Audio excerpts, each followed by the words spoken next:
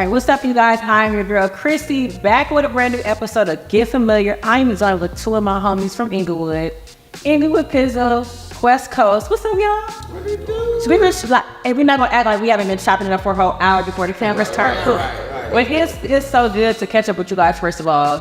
Hope y'all repping y'all Inglewood hoodies, t-shirts. They really like homegrown, born and raised.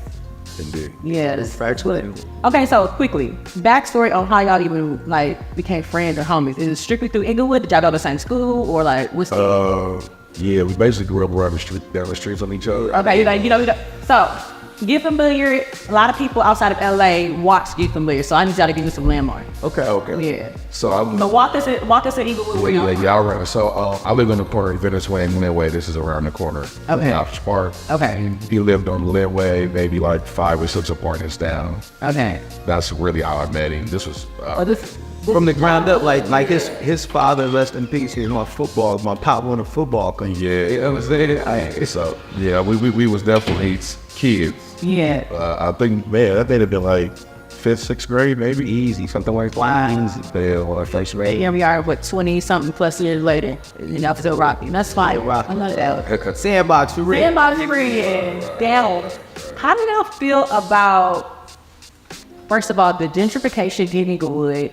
You know, because you guys, coming from Inglewood, you guys know what it looked like before and looks like now. So for anybody that's new in Inglewood, you guys are getting the newer version of Inglewood, the SoFi Stadium, that cute little grass wall situation. That's cute. I'm from Inglewood. I'll bring you the photo op. So I don't know if it's appropriate because I'm from the district, but if I was an out-of-towner, I would want to stop there. I mean, like the LED calls and the billboard, like Inglewood is turned up. Like we got Cork and Barry, we got all the new bars there. Like, how do you guys feel now about how it looks now, you know, considering, you know, came to Inglewood and did not look like that? Yeah, I mean, I would say it's a beautiful thing, you know. When you look at it, like, we the city of champions. Like, let's not forget. So we grew up in the heyday of the Lakers playing at the Four. Yeah. You know, but it was all one way going down Prairie. Just standing on Manchester, watching all the cars, all the fly cars drive up. Yeah, you used to play at the Forum. Yeah, so, and then the racetrack has always been there. I grew up, my pops would be there betting on horses and whatnot. And so, like, we have that as a background. We always been a great city, a destination city. Yeah. And then we went through this big slump, you know? And so this is like the revival. It's like the pendulum is swung back around to us. It's our turn again, and it's beautiful for the residents who own their properties and the businesses that are around. So because they're thriving. They're thriving, you know, like. That's what's dope. That's what's dope. It's dope to see that, you know, there was a lot of owners of Inglewood before the bowl came, you know, and so it is dope to see at least the ones that didn't sell. But even the ones that did sell, they made their bag, right? They bought in low and they got their bag. And so it is good from that, even with the slight, I guess, if you want to call it gentrification. Well, the issue is the rate double. You know what I'm saying? That's a big issue, and then we didn't cap it until it doubled. It caught up with market rate, and so that's the thing, and that's kind of rough for, you know, the community in that income level, right? You know, that income gap, and that's just a larger issue across the country. Yeah, that's not just Inglewood, but it definitely impacted the neighborhood. But then, like you said, a rising tide raises all boats. So we have an opportunity to now get in front and be a part of gentrification because we want it to look like the neighborhood that is all across. Everybody wants that neighborhood to look good. Like, you don't want your hood to be messed up. You want it to be good. So you most really want to get in on the way. You know? That's it. You know, put yourself in position. You know what I'm saying? And there's so much money to be made. Like, there's so much money to be made. If I could rent out one of them parking lots, all I need is a parking lot. Yeah, parking money different.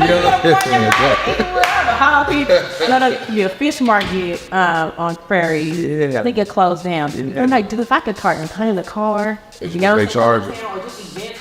NFL season, every NFL season, they rack it up like a market. Well, yeah, even if I was a homeowner, I would rent out or let them use like my driveway. Listen, it is. I ain't gonna give y'all a game up. It's little apartments over there you can park at for the thing. They celebrate their driveway. You know what I'm saying? $100, $200 be close. You know. Pay my bills with that. Help out here. I love that. It's a thing. It is. Yeah, inspire. So, Pizzle, let's start with me. Give us some background. I'm gonna take people know who you are.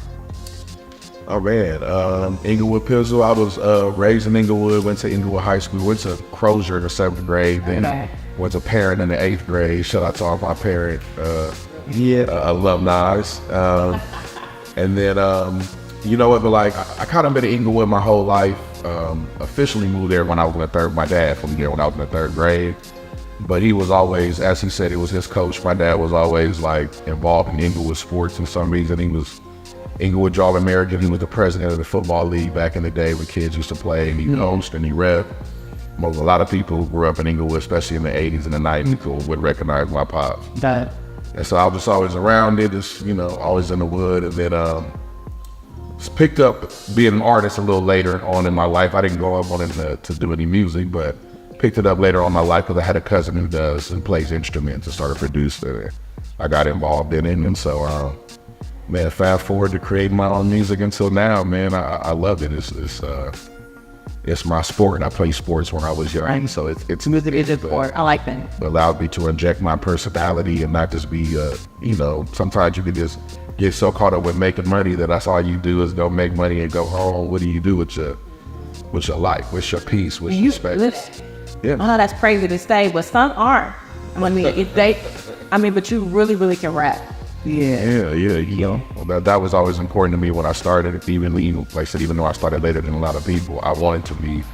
I started first just for the respect. I wanted the respect to being able to rap and hear somebody be like, "Hey, he's dope." But one millennials, we come from a different era too. You know, we come from Biggie, Pop, you know, we come from Nas, we come from that era. The spitter era, right? We had to know how to rap. There was no slipping through the cracks if you couldn't rap. Right. Like, you're not getting no passes. Right. But yeah, we come from that era. What about you, Qwess?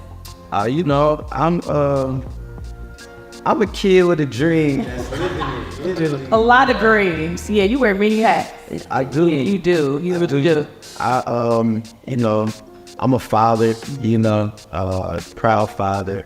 I've been a DJ since I was 10 years old. And so I picked what I wanted to do really early, and I was blessed to have parents that supported that. One caveat I will say is when he lived down the street, he used to throw parties in his backyard on Glen Way when we were like 12 years old. I feel like, okay. And if you grew up, if you were at any parties around that time, it may have been one of his. There was a clique. Remind me of the clique's name, because it's Marcus Watson was in this clique. HP. And I went to a party. I was at the party. You gotta remember, I used to tell you this story. Like, I remember you from milk. Like, I was so overripe. Oh yeah, so you was around. Emily, Marcus Watson, shout out to the homies. Yeah. So Mad Dog, all of them. And so I was to a party one time. I was like, what is going on?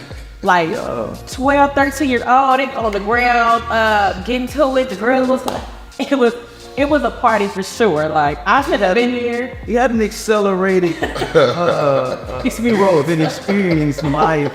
I'm grateful for it because it made me a more responsible adult. Yeah, nobody's be Right. I ain't gonna urge you. It was before social media. Absolutely. Could you imagine our service documented? Oh yeah, no. I'm happy it was. Yeah, I'm glad we got that out of our system. Absolutely. You know, but yeah, I mean, that was the thing. Like, I was DJing early and I had a lot of friends early, and we wanted to throw parties. It was popular. And what was interesting, I didn't realize who some of our parents were. And our parents just happened to be some very interesting, connected. No, that's not the thing. And we're kids, and we're just friends, naturally being friends. We're not like, oh, I'm hanging with this person because such and such is so and so. Right. You know, it was more so like, nah, these are my friends, and we just happen to grow up in a very kind of interesting environment. And for that, it kind of like it's excelled us. And me being a DJ and picking that early, everybody needed a DJ, and it wasn't many DJs. It wasn't many. Not definitely my age group, not my demographic coming up. All the DJs that I connected with was like 10 years older, 15 years older than me. You know what I'm saying? So like, it was a large period of my time. It was like, I was the DJ that in my like section that I, you know, kind of grew up in, and because I didn't gang bang, my grandmother lived in Leimert Park. I'm going back and forth Leimert Park, LA, South Central, Inglewood, back and forth and across those lines. And for the folks that know, but like, it's literally less than a mile. Yeah. It's like, you know, it's a very small distance. But for the street politics, you crossing over so many different lines and boundaries that people control. And so it was like a very interesting balance growing up. And it's a blessing to be here because I got homies who not, you know what I'm saying? And we could have went any way. But the music guided me to a certain place to where we got here. It's DJing. It got into entrepreneurship, and I wanted to produce events and stuff. We started producing festivals. I did my first festival on Venice Beach in 2011. You know, rest in peace to the councilman, Bill Rosendahl, and he gave me an accommodation. And it was dope. We did a Tina Marie tribute. They unveiled a mural at the beach when she had just passed away. And I was kind of inspired because I was coming off a tour. I was touring with Nas and Damian Marley and the Distant Relatives here. As a tour man, like production person, you know, I wasn't even DJing. I went out there as a roadie to start. Like I was carrying bags and setting up equipment on the stage. But it was like, yo, you want to go on tour with Nas and Damian Marley? I'm like, yeah, I'll carry bags. He set up whatever you need me to do. Just whatever, you know. And I didn't go out there. I didn't even tell nobody I was a DJ or nothing. I had a different name on the tour because I kind of got connected through family. So they called me what my family called me. They called me my nickname, HC and Ace. And it was different for a while because, you know, I'm like, man, y'all don't know that I'm really like, I'm like that, you know what I'm saying? I spit, I DJ, I can produce all that, but I'm like, I'm playing my role, I'm not overselling myself. Yeah. You know, and there came a time when I had to actually go and DJ and cover a show for Greenland. They found out that I was a DJ, they're like, what? We're gonna have you start opening up the show. You know what I'm saying? We got DJ, you start the show off and pass it to us. You got it like naturally, like it happened organically, it sounds like. For real, it was really organic. Like, I got an organic call to go on tour. It was my uncle who knew the drummer who was like, yo, we need to fill the spot for this and that. And it wasn't no application. It was like right place, right time, everything lined up. And man, years later, we producing festivals in the city of LA, the largest, you know, of its kind. And started the West Adams Block Party, Which was dope. you know, which went from nothing to over 10,000 people partying with delicious vinyl and pizza commemorating their 30 plus years in the industry, in artistry, if you will, and creative, just in engaging in the culture. And then we kind of spread. After that happened, you know, I started getting calls for all these different things, different festivals, community events. People start hitting like, yo, can you help do what you did there, here, make this cool? And that ended up to the Leimert Park Juneteenth Festival, where the elders was like, yo, we want to rebirth this, you know, kind of reinvigorate the area. We need to bring in the youth and start collaborating. You and Camille are the founders, right? Are you guys the original founders? I want to say original founders. I mean, let's think about Juneteenth is a long tradition, right? I want to call it the Juneteenth Festival. The baton was passed to us, you know, since I never act like I created and founded anything for Juneteenth. But the baton was passed to us in a way, you know, in an interesting way, where we were collaborating with the ones that were doing it prior to, and it kind of got bigger than all of us, you know what I'm saying? And so we all just kind of like, just moved through spirit and heart and pure intention of what we could do to like carry this tradition to the next phase and frontiering to whoever else is gonna take it from where we pause, you know? And so Camille, boss, Sis Camille. you hear me? One of the illest on the mic, and just from the heart, an artist, a community leader, you know, and my sister, like, so yeah, me and her, Tony from Hot and Cool, you know, Chase Infinite from Parole, and Agent Sincerity, you know, Chase, you know, self-scientific and all of that. So it's like, when you think about all of us coming together, the Six Sevs, and even like, you know, Third, and Paris, and Fred at a point, and the Kill at a point, and all of these people that, you know, we all came together, really, and did, you know, what we could do to bring the energy together. It showed like real community engagement, collaboration across the lines, where everybody got their own business and endeavors, you know, and we were able to pull everybody to a table. and produce this, you know, and you know, I'm happy to like help lead that initiative, you know, because we grew it from, it was hundreds of people coming to Leimert, and we knew about it. Biggest one. To be in one of the largest Juneteenth festivals in America, and one of the second largest Black event in Los Angeles. Great. That is dope, you know, just growing up with you being around, watching it all happen. Because see, I must started much later. You do definitely have like a testament to somebody. I think the importance of knowing what you want to do young, and then everything you did, you know, knowing that you want to DJ and knowing that you want to do that even when we was kids. Yeah. So I got it usually. I succeeded in a lot of other things, right? But then if I think about right now, if I didn't know that I was gonna fall in love with doing music, I probably should have been doing music when I was 14, 15, 16 years old, and not much later in my life. Yeah. I'm good now, and I maybe I could even be better, and maybe even the great breaks I've had, and the great artists I've opened up for and got to work with and got produced by. I think sometimes, like, man, imagine being 20 and having that opportunity. You know what I'm saying? And how different it would have been. So like the success you've had always have, even on me watching, because you know what you want to do. I go for it. That's what I want to be. I want to be a DJ. I want to be involved in music. I'm going for it. It's easier to do that. It's easier to carry bags when you're young and you just know that's what I want to do. Yeah. You know, so that's. But I feel like to our I had to learn that we are exactly what God wants us to be, and you know, we have to just kind of trust that process and understand that maybe when you were 14, 15, you weren't ready for it. You know what I mean? Maybe if you would have tried it then, maybe you wouldn't go 100% or like you're doing that, or you know what I mean? So right now it's time for it. You know what I mean? It wasn't time 20 years ago. You know what I mean? So that's what's so dope about the dynamic to it of you guys working together. You know, it's a balance, like yin and yang. You know what I mean? So. Like, I was yesterday here, when I found out you started, I didn't even know, first of all, I'm like, if he does one more thing that I don't know about. She said, yes. You know what I mean? Well, the interesting fact, that was the first thing I did I'm glad you brought that up like that. That was the first thing. I was like, if we're going to get into the record that they had together, feature Legree. But I was like, first of all, Honey's from Raft. I was like, I had no clue. Because I know you knew everything else, but I did not know that you can touch a mic and you just spit. Yeah, that was like the first thing, my first love. Yeah. That's how what made me fall in love, but I was writing raps, I had books and everything before I started DJing.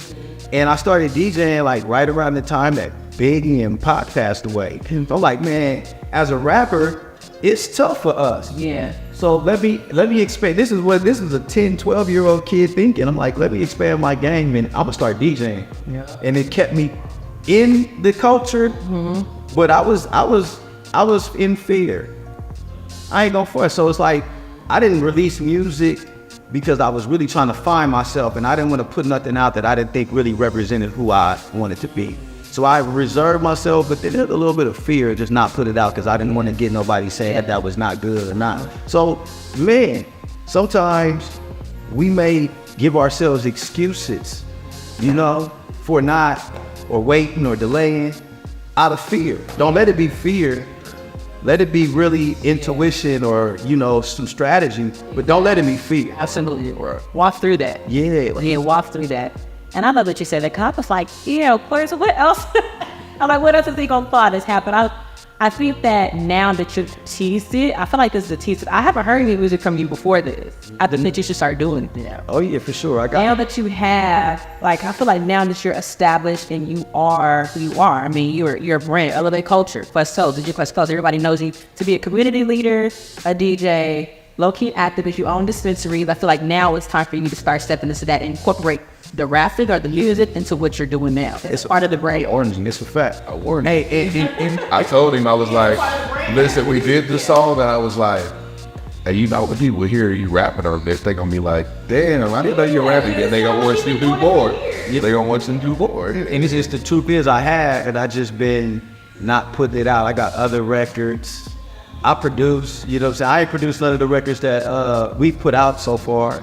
We put out 2 so far, and yeah, I'm ready to put it out. I'm ready to die empty. I'm ready to put it all on the table. I love that. You know, even because for a long time, like, I didn't want people to know the different dynamics because I'm thinking the perceptions of this and that. But like, I got a construction background. I helped build the metro train that's going down Crenshaw. You know what I'm saying? All the concrete, I led that crew, and we built that. And I built so many projects, schools, houses, all kind of crazy stuff, right? Contracting stuff. And I do have a dispensary, you know what I'm saying? And I was a white man can't jump. Like, so I'm like, no, you can actually be all these things. You don't have to run away from it or hide, like one side makes the other one less valuable or something. Because I looked at going to work in construction as like having a job, like being an artist, having a job. And now it's like, you know how people, you saw they treated your boy, the actor who was driving Uber, you know what I'm saying? It was on, what was he on? He was on one of our famous black. Oh, he was on the Cosby Show. On the Cosby Show, he was driving Uber. They gave him the guy that was.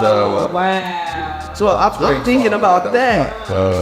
Yeah, the dude that was married to what's the name of the show? Dynamic actor, you know what I'm saying? Great actor. He was and he was driving Uber. He was, and people were giving him hell, you know. But so what for that? Exactly. I'm You know what I'm saying? Yeah, you gotta move beyond all of that. You can't let none of that debilitate you at this time, because you can be your whole self. Yeah.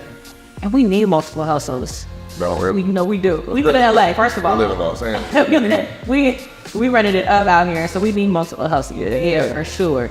And so how did so of course I mean you guys are like sandbox friends. So moving forward now, you guys are creating records together. And this is kind of really your tease to being an artist. So did you just see him up like, okay, now it's time. Like we got like some records, like You know what? like kind give of. me the background story on how It kind of did like that. Right. I was just working on music, and then so we'll take better. We'll take the better song. I really just called him, was like, hey, cause we had this song we put out before Better called Hands Up High. Okay. And so I got this beat better from one of the homies, Todd Zach Jr. He produced it. And I really just called him. I was like, hey, I got this beat. I think we need to do another song. Mm-hmm. And I sent him the beat. And then he had the beat. It's really interesting, but he had the beat for like a week or two. And he was like, yo, I wrote a verse to it. And I was like, oh, okay, well, pull up. So he pulled up. I got in the car. The verse that he has on there is a verse he wrote to it. And he was rapping it live to it. I was like, that's dope. That's dope. Wait, rap it again. And in his verse, he says something about like he starts it off by saying better than I ever been. I did something like that. And I was like, that's our chord. Yeah. And he was like, what? And then I just went better than I ever been. I repeated it. We came up with the chorus right in his car, sitting in his truck. And then it was like, Agree. Well, Agree was really last. So we did the song. So I wrote it and we recorded the song, and the song sounded good. Mm-hmm. And I was just racking my brain like, we need something else. And interesting enough, my motivation for putting the inspiration, let me say, for putting Agree on it was my favorite song on Kendrick's new album is Purple Heart. Mm-hmm. And I love how he had Summer Walker singing under him in the chorus. And I was like, I want something like that. I'm gonna have Agree. I'm gonna have her sing under the chorus, so it gives it a warmer feel. It does. Elevates the song. I felt like Summer Walker did the same thing. So. And she's fired. She can get low. Yeah. Shout out to Agree. Yeah, Agree is dope. Yeah. I really love the record when you sent it to me and I've been hearing it. I'm like, it just feels good. I don't know how else to explain it. It's just a feel good record. You can ride to it. The visuals dope. It just conveys to me like a summer day in LA, top down, cruising, riding. Like it just feels good. Let's just get it. It just overall feels good. And I'm definitely looking forward to you guys collaborating more. I want to hear, of course, I know you as an artist, but I think we talked about it. We need you to get in your art into that. We do. I got some. Like turning back. I'm really excited. I'm gonna send you a record just off the record. I'm excited to hear what you can come up with. Like seriously, now that I know what you do, 'cause I'm like, what the hell? Like Qwess. When he said Qwess, I'm like, Qwess Coast, like. But yeah, it's very, very dope that you're kind of stepping into it. And Pizzle, going back to you, like. You did one of my music media ciphers. Well, it was mini music at the time. You did one of the ciphers, and that's how I remember you add us in lyricists. Like I've always felt like Pizzle Got Bars is very, very like who you are. Yeah. Like, cause you do like then going back to we're millennials. We come from a different era of music. Like when I'm listening to rap, it's a ton. And I said like you are that. And even though you said you started music later on in your journey or as you got older, there has to be an inspiration there. Like, who do you think you kind of drew from? Because You know, like you're lyrical. Like who do you think was like, oh no, I like him, he got bars. Not that I want to be like him, but you know what? I want to like really study rap and music. Right. Well, I mean, I think as an artist, you always start off as a fan first. So, I mean, my inspiration that I grabbed from were people I was fans of, watching the Jay-Z, the Nas, the Pops, the Q's, the Biggs, right? So, but you know what? I think when I was formulating who I was going to be as an artist, I think what stood out for me, the biggest pattern I probably took was, you know what? It would probably be I'll say Jay-Z, and then I'll tell you why. The thing that stood out to me most about Jay-Z, that I like most about Jay-Z, is that when he's rapping, it just feels like a conversation. It does. It feels like he's just talking to you. I'm taking wages out in Vegas just in case Tyson have an amazing night. Right. Like that sounds like some shit that he would have just said to you in Vegas one day. Like, yeah, nigga, I'm just out here and so I like that approach to rapping. You know, where you, of course, you add your metaphors, you throw your bars in there too, but it's not as punchline heavy. It's just a conversation. It's like I'm just telling you some super dope shit over some music. So I think I pattern my, at least the original part of my flow like that. I like just rapping to you like a 10 conversation. I love that. Yeah. I love it. And what about you, Qwess? Since you're now getting into it, who do you think some of your early inspiration? I think it's a lot of similar draw. I often tell artists that you are having a conversation when you get on that stage. You know what I'm saying? And being on so many stages, like I've had the privilege of being the DJ and get my MC game up, which so like rappers, you can rap and punchline and the whole nine. I can out MC a lot of rappers because I have a lot of experience. And so You are so good at it. And that correlates to now that you say that, it makes sense because it's kind of like hand in hand.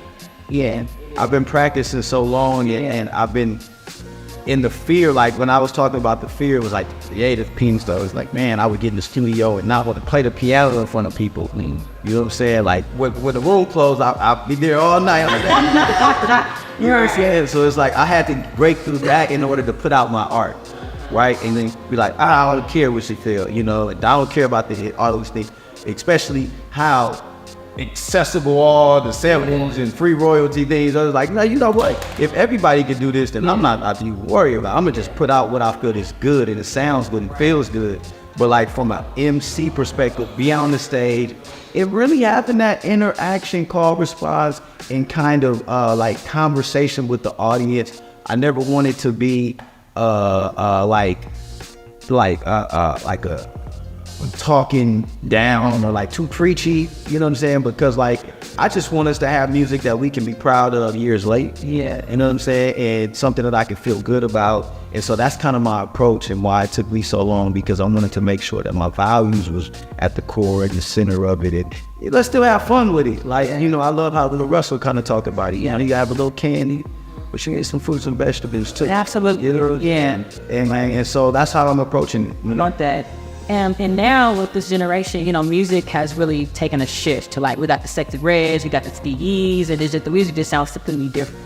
Do you guys feel like you have, I don't want to say have a place, but I guess, yeah, do you feel like you have a place in music today? Because the messages are completely different. You know, like, you guys aren't talking about the typical topics that today's artists are talking about. Like, how do you feel like, where do you feel like you fit in? If you even do fit in. I think we're born to, it's a big crowd. Yeah. And we're already in first, right? And so now it's drawing the attention to us. Like, I just want my customers. You feel me? I feel like it's something for everybody. And there's a time and a place for it all. And I know that there's a place for us. We gonna carve it out if it ain't in somebody's mind. Yeah. And at the end of the day, it's build it and they will come. Yeah. You know, it's literally that for me, because I know that the message that we talking about, the energy that we know, and all the other things that we got going on, make it appealing for this to be a fertile ground for customers to come in and be able to have this experience with us. Who can relate? Yeah. What about you? I mean, you said something really important, which is really it's a place for it all. There's a fan base for everybody who's looking for it, especially right now. I mean, to me, this is the golden time in hip hop where I believe artists like myself, even artists who are younger than me, we exist in a space where, for the first time, not only do you have fans of hip hop who are younger than you, but you have fans of hip hop who are older than you. You have generations of people who were raised on hip hop, who have their what they like, who have what they like on hip hop. Now you don't always even have to. I don't particularly have to try to act younger than my age or cater to children, right? You know, like I can just make good music. First of all, good music is good music, no matter if it makes it. Yeah, anyway. ageless. Right. But I don't particularly have to. You know, there was a time where I felt like in hip hop to where you kind of had to cater toward the youth, and now I think you just have to inject your art into it. Just create your art, create your music, make sure it's dope, and it'll be received, it'll be loved, you know what I'm saying? And so, you know, I remember, I mean, you think of like a Griselda, who is our generation, I guess, in age. But when I was blessed enough to open up for them at the Palladium and at the Novo and stuff, looking in the crowd, them is 20-year-olds, them is 25-year-olds, them is 23-year-olds. It wasn't 40-year-olds in the crowd, it wasn't 30-year-olds in the crowd. And so I do believe that despite what seems like it's always being pushed to you, that this is what they like and this is what they like, and I think in the real world, young people are diverse, especially now. Young people nowadays, they want their candy, right? They want their sexy, but they do want their fruits and their vegetables too, and they're going to find it now. They know the difference too. They know the difference. And they're going to find it now. It's not always just about, it may only be candy on the radio, but then the streams will tell you that the dude over here making vegetable soup is booming. Killing it. He cracking over here. Merch is off the chart. Merch is off the chart that they do want vegetable. And then the person over here with the fruit, he's serving. Yeah. So so it's to me, it's realistically, if you look at it correctly, man, it's a golden age in the game right now. I love that. So where everybody can eat, it's all here. If you pay attention, it's out here for you. It's a lot of streams in it too. So understanding the business aspect, we got to do it. Like when we put out our first record, I was DJing for PDC, and I'm live on TV, you know, with some of the biggest sporting and entertainment events in the world. Yeah. And I'm like, man, I remember a producer, a notable producer, I ain't gonna say no names, he posted his royalty sheet, and I saw my TV show on the royalty sheet, and I was like, I played that song. That's right. All in the mix. I was like, yeah, I gotta start growing up. It's too live. And I remember the legendary DJ Clark Kent was talking about, you know, the evolution of a DJ is making music. You know, like you could get with an artist. I've toured with artists. Yeah. You know? You round them all the time. Yeah, I did Dom Kennedy's first mixtape, toured with Omarion and Lloyd and a bunch of other people as the DJ. And it's a difference. I feel like maybe I would have went on tour with Dom if I was producing the record, you know? But that's still a homie, you know? But the business is different. It's like, what more can you offer the room? Yeah. You know, like, so DJ, what more can you offer the room, you know?